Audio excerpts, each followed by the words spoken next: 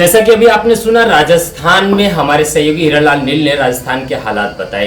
अब मैं चलता हूं, हमारे साथ हमारे सह संपादक कैलाश लांबा जी जुड़ चुके हैं। लांबा जी, आप वरिष्ठ पत्रकार हैं, इतने वर्षों से तूफान और साइक्लोन और भूकंप इन सब चीज़ों से काफ़ी करीब से आपने देखा है, आपने कवरेज भी की है। जिस तरह से कल गुजरात में साइक्लोन टकराया, उसके बाद से जो सरकार, केंद्र सरकार और राज्य सरकार की जिस तरह की गतिविधियां रही, उसको लेकर आप क्या कहना चाहेंगे? देखिए, मैं सबसे पहले तो ये बात बताना चाहता हूँ, आपको भी याद होगा कि जब 1998 9 जून 1998 में ये साइक्लोन आया था, यहीं पे गुजरात में आया था, तो उस समय करीबन 10 से ऊपर ज्यादा लोगों की कैजुअलिटी, बहुत ज्यादा नुकसान हुआ था। अगर आज मैं इस साइक्लोन की बात करूं तो जिस तरीके से प्रधानमंत्री ने वहाँ के गुजरात के भूपेश बघेल जो मुख्यमंत्री है उन्होंने, और एक तरीके से पूरा तंत्र, यानी कि हमारी तीनों सेनाएं लग गई, एनडीआरएफ लगी, एसडीएफ लगी, जितनी भी एजेंसीज है, पैरामिलिट्री फोर्सेज है, बीएसएफ थी, तो इसकी अवेयरनेस, इसकी जानकारी एडवांस में मिलना, उसको लेकर लोगों को रेस्क्यू करना, लोगों को दूर भेजना, ये अपने आप में ठीक है कि साइक्लोन आ रहा था, चक्रवात था ये, जो अरब की कंट्री, अरब सागर से चला था, और चलते चलते उसकी स्पीड भी काफी थी, 125-30 की स्पीड से उसकी विंड जो है वो टकरा रही थी, उसका आई सेंटर भी मांडवी और कच्छ का एरिया बनाया गया था। तो उसके बाद जिस तरीके से तैयारियां की गई है, प्रशासनिक तैयारियां की गई है, ये अपने आप में बहुत बड़ी अचीवमेंट है। इसको हम ये कहें कि आज की जो तकनीकी है, जितना विज्ञान डेवलप हुआ है, उसकी जो एडवांस में हमें जानकारी मिली, चाहे सैटेलाइट के भी थ्रू हम उस पर ऑब्जर्वेशन कर रहे थे, इधर से हमारी पूरी अलर्ट मोड पे थी, जितनी भी सेनाएं थी, जितना भी हमारा प्रशासनिक तंत्र था। लेकिन ये है कि एक जान माल की हानि तो नहीं कह सकते, जितना विकराल ये तूफान था, तो उससे ये है कि ज्यादा, मतलब ये कहना चाहूंगा कि मैं एक तरीके से कि थोड़ा बहुत नुकसान हुआ है, ठीक है, कैजुअलिटी, जान माल की ज्यादा हानि नहीं हुई। ये एक इसके लिए सबसे बड़ी अचीवमेंट ये रहेगी कि प्रशासन ने पहले ही मुस्तैदी दिखाते हुए इस पर काबू करने का प्रयास किया। जी कैलाश जी, दबी जुबान में कुछ प्रदेशों के लोग, जहां पर साइक्लोन का प्रभाव नहीं था, कुछ प्रदेशों के लोग ये भी कहने लगे हैं कि मीडिया ने जितना इस तूफान को हाइप किया, उतना इसका वो प्रभाव नहीं था, उतना इसका खतरा नहीं था, ये सिर्फ मीडिया का प्रोपेगेंडा है। क्या कहना चाहेंगे ऐसे लोगों के लिए? मेरे को तो अशोक जी इस बात को लेकर बड़ी हंसी इसलिए छूटी है कि कैसे कैसे बुद्धिजीवी इस समाज के अंदर है। क्या इसमें भी इन लोगों को राजनीति नजर आ रही है? क्या इसमें भी नरेंद्र मोदी इनको साफ दिखाई दे रहे हैं? ये तो सैटेलाइट में, ये तो पूरा विश्व देख रहा था।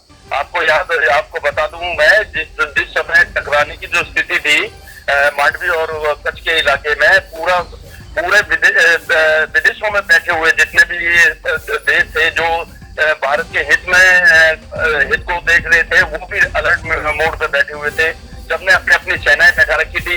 मैं ऐसे लोगों से एक सवाल पूछना चाहता हूँ कि क्या वो भी इसमें मोदी की राजनीति के मतलब काम कर रहे थे? कैसे कैसे लोग हैं, कैसे कैसे सवाल करते हैं। क्या इसको मौसम विभाग एक चीज की इनपुट हमें आज मिल रहा है, नहीं तो एक ऐसा समय भी था जब आंधी और तूफान चलते थे तो हमें पता नहीं कितने दिन पहले मतलब इसका एक मैसेज मिलता था कि आज फलानी जगह ऐसे वो आया है, साइक्लोन आया है। लेकिन लोगों को समझ में नहीं आ रहा इसमें क्या है, इसमें स्पीड थी, और इसको क्यों नहीं दिखाएंगे भाई? दिखाना पड़ेगा। अगर नहीं दिखाते तो अगर मान लो कल को ये तो ऐसे लोगों के तो मुंह पे ये तमाचा होना चाहिए।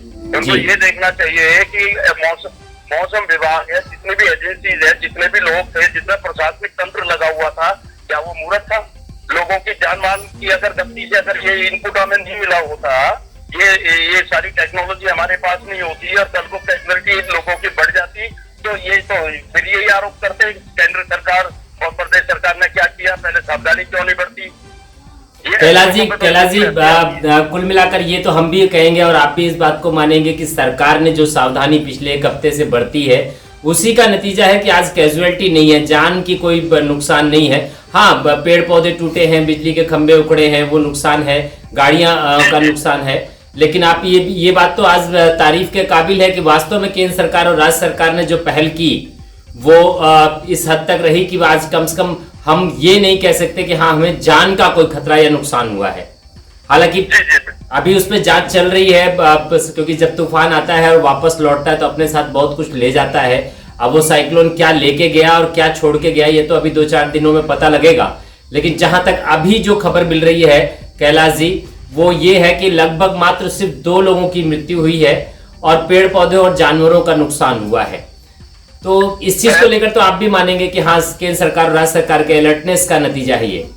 सुखी, मैं इसमें बहुत अच्छा सवाल किया आपने। मैं इसमें आपको एक चीज ऐड करना चाहता हूँ कि कल हमारे और भी साथी संवाददाता, हमारे कुलीग, हमारे साथी रिपोर्टिंग कर रहे थे। आपको भी पता है स्पॉट पे जाके रिपोर्टिंग करना एक, मैं कह रहा हूँ, जान हथेली पे रखने जैसी होती है, क्योंकि आप भी उस दौर से गुजरे हैं, मैं भी उस दौर से गुजरा हूँ।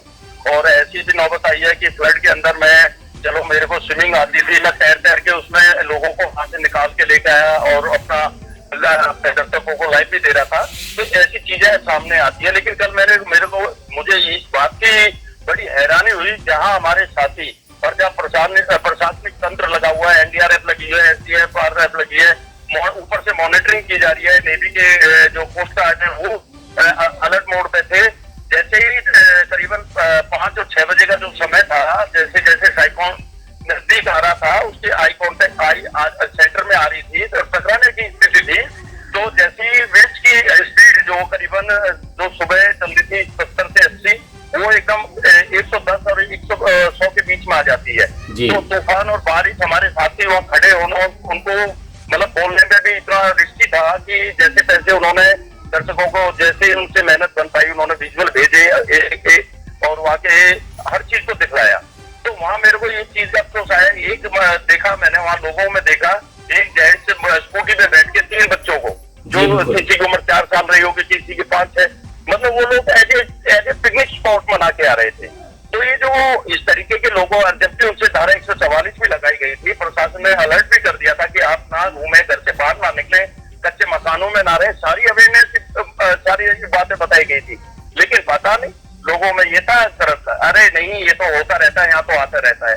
जब प्रशासनिक तंत्र इतना मजबूत था, उसके बावजूद तुम लोग लगे हुए हो, तो ये जो कैजुअलिटी है मेरे हिसाब से तो इसी तरीके के कहीं इग्नोरेंस का नतीजा है, लापरवाही का नतीजा है कैलाश जी। जब तक तूफान आता है, कोई भी तूफान आता है, तेज आंधी भी आती है, तो उसका कहीं ना कहीं इफेक्ट तो पड़ता ही है। लोगों के मकानों की छत उड़ जाती है, बिजली के पोल गिर जाते हैं, पेड़ उखड़ जाते हैं, ये तो इस तरीके का है। लेकिन फिर चलिए कैलाश जी, मेरा अगला सवाल कैलाश जी आपसे ये है, कैलाश जी बात आया था साइक्लोन, उसको मद्देनजर रखते हुए एक अवेयरनेस लोगों में जानकारी दी गई और उससे बचाव किया गया और सारा तंत्र लगा रहा। तो ये अपने आप में बहुत बड़ी, मैं तो ये कहूँगा भारत के हित में है कि भारत को ज्यादा नुकसान नहीं सहन करना पड़ा। नहीं तो जिस समय 1998 में आया, करीबन 10,000 लोगों की जान गई। जी कैलाश जी, मेरा अगला सवाल आपसे ये है कि एक खबर हमने आज से 3 दिन पहले चलाई थी कि द्वारकाधीश में सुबह से लेकर शाम तक 5 बार ध्वजा बदली जाती थी, लेकिन मंगलवार के दिन द्वारकाधीश के मेन पुजारी ने, महंत ने द्वारकाधीश के गुंबद के ऊपर 2 ध्वजा टांग दी थी। और उस ध्वजा की मान्यता ये थी कि जब कभी द्वारका पे विपदा आती थी तो वो कन्हैया उसको बचाने के लिए जरूर आते थे। और उस खबर में आज पूरी तरह एक जानकारी आपको दे दूं, आपको भी सुन के बड़ा आश्चर्य होगा कि हमारी उस खबर पे पूरी तरह से, एक तरह से कहा जाए कि ठाकुर जी यानी कि कन्हैया ने ही मुहर लगा दी। और सच्चाई, सबसे बड़ी बात यह है हम सब के लिए, ये जानकर बड़े आश्चर्य की बात है कि द्वारका मंदिर से लेकर द्वारका मंदिर के इर्द गिर्द किसी भी छत की एक खिड़की का कांच तक नहीं टूटा है। क्या कहना चाहेंगे? देखिए, मैं बिल्कुल आपकी बात से सहमत हूँ और ये बात भी सही है। सनातन है हमारा, सनातनी ये जन्म भूमि रही है और यहाँ ऋषि मुनियों ने काफी तपस्या की है। जब आपको ये भी पता है कि जहाँ द्वारकाधीश के दर्शन करने के नाम मात्र से ही लोगों का कल्याण हो जाता है, ये तो एक अपने आप में बहुत बड़ी अचीवमेंट है। जी और द्वारका नगरी है उसी मैं तो ये कहूंगा कि द्वारका नगरी है जहाँ कृष्ण का वास था, कृष्ण की कर्म स्थली है वो। और वहाँ जब लोग दूर दराज से दर्शन करने के लिए आते हैं और वहाँ जैसे साइक्लोन जैसा एक पलक झपकते ही शांत हो जाता है, तो अपने आप में कहीं ना कहीं प्राकृतिक आपदा को भी अंकुश लगाया गया। जी कैलाश जी, हमसे बातचीत के लिए बहुत बहुत धन्यवाद आपका। फिर लौटेंगे और अधिक जानकारी आपसे लेते रहेंगे, तब तक के लिए बहुत बहुत धन्यवाद आपका। ये थे कैलाश लांबा जी, हमारे सह संपादक दिल्ली से, जो हमें